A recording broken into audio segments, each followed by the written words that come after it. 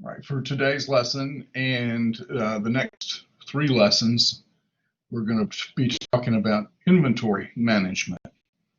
And inventory management is one of the most important things that individuals have to manage, and it's a very expensive part of their process, whether it's a manufacturing or a service process.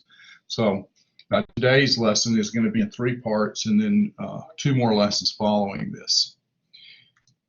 First part today of inventory management is going to be an introduction to inventory management.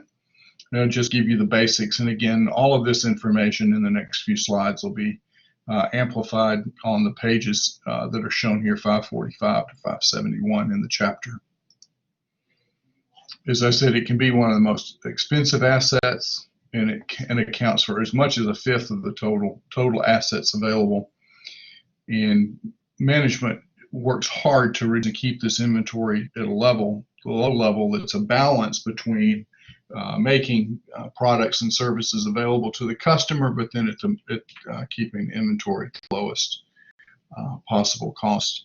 One of the things I like to think of in this as I talk about this problem is the operation that goes on at Colonel's Island with the vehicles. Think of the thousands and thousands of vehicles that are sitting in the lots out there at Colonel's Island, and the expense of that inventory. And so it's well, those automobiles out there at $25,000 or $30,000 a piece, and so millions and millions of dollars of inventory. All right, what the purposes of inventory? Of course, you want to have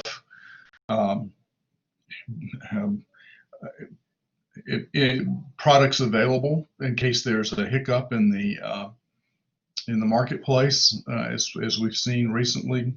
To decouple dependencies in the supply chain, as there have been some significant upheavals in supply chains, and so inventory available keeps your customers happy, keeps your product flowing, and therefore keeps revenue coming in. 4 different types of inventory are raw materials. Those things, again, in an automobile production situation, those are the metal, the rubber, glass, other parts required to put for the assembly of the vehicle. Work in progress, work in process, or progress are the vehicles that are being assembled, working their way through the assembly line. Finished goods are those automobiles that are sitting out in Colonel's Island waiting to be distributed to a dealer.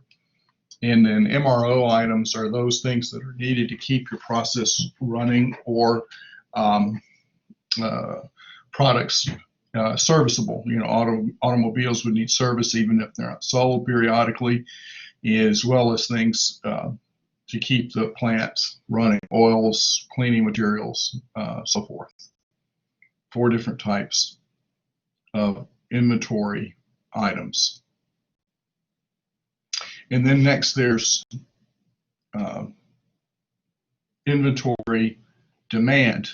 And there's independent demand, and as you might expect, there would be dependent demand.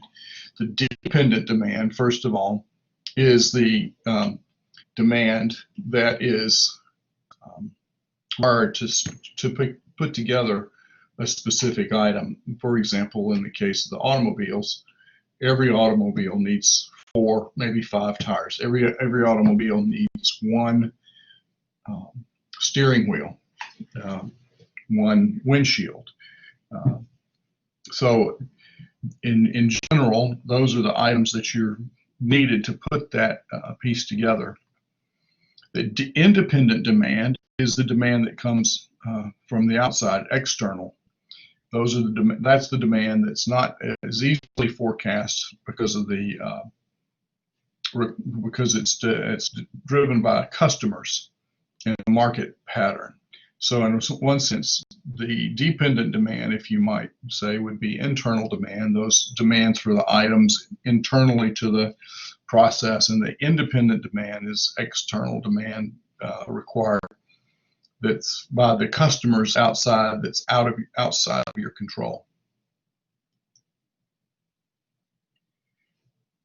Now, the costs of inventory. What are the things that go into the cost? And we'll look at these in greater detail as we move forward. But there's carrying cost or holding cost, and if you those terms are interchangeable, whether it's a carrying cost or a holding cost.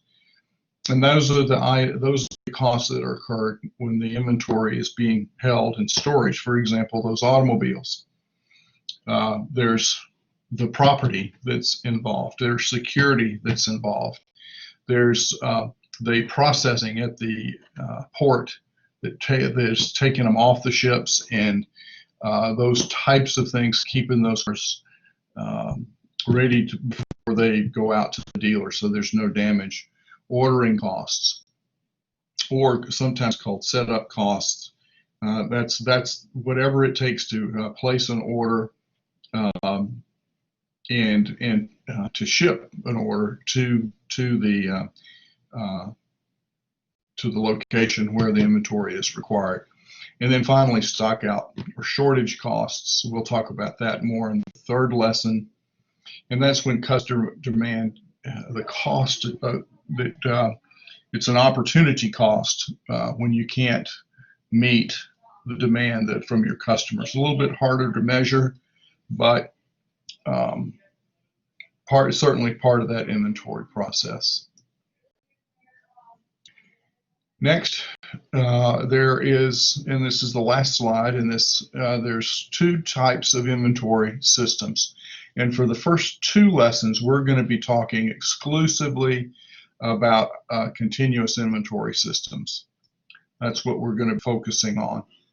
And the properties associated with this are that there is every time that an order is placed, a fixed order quantity, and that's the key, fixed order quantity is placed.